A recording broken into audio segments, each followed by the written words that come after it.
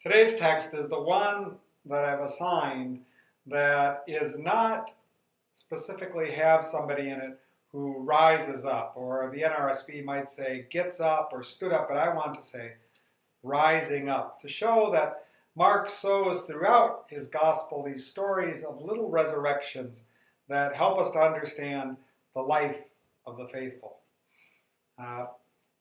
You could also say that this story, which I've chosen because of it's Jesus mentioning shepherd in it, and it's Good Shepherd Sunday, does speak of the rising, dying and rising in baptism, because it talks about turning from one way of living, this time an obsession or concern that thinks about buying and selling, and turning towards what Jesus proposes, a life of giving.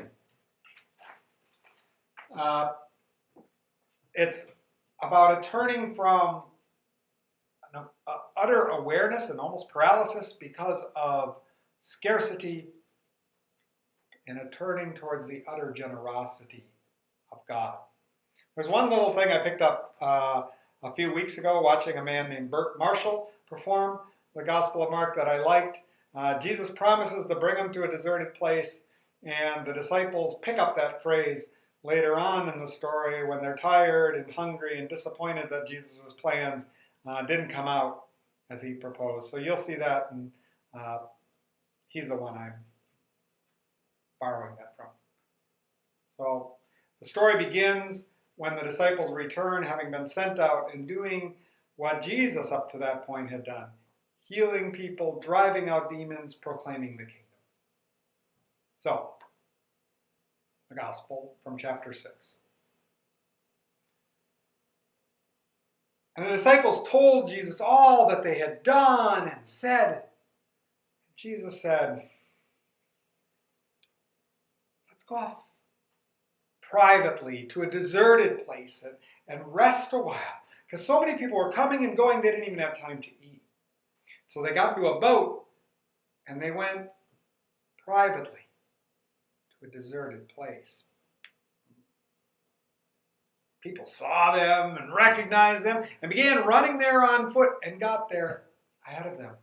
So when Jesus got out of the boat, he saw the crowds. He had compassion on them because they were like sheep without a shepherd.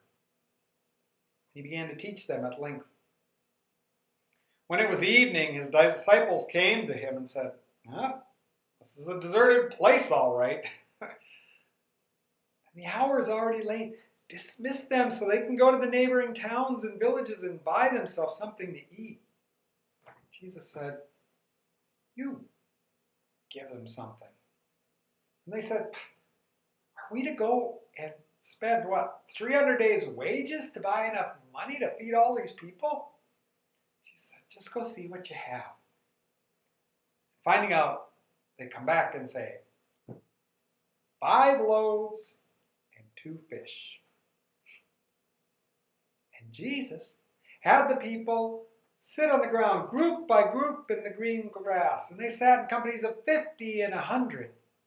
Taking the bread, giving thanks, he broke it, and he gave it to his disciples, and they served it to the people. And taking the fish also, he gave thanks for these, and had them serve those also.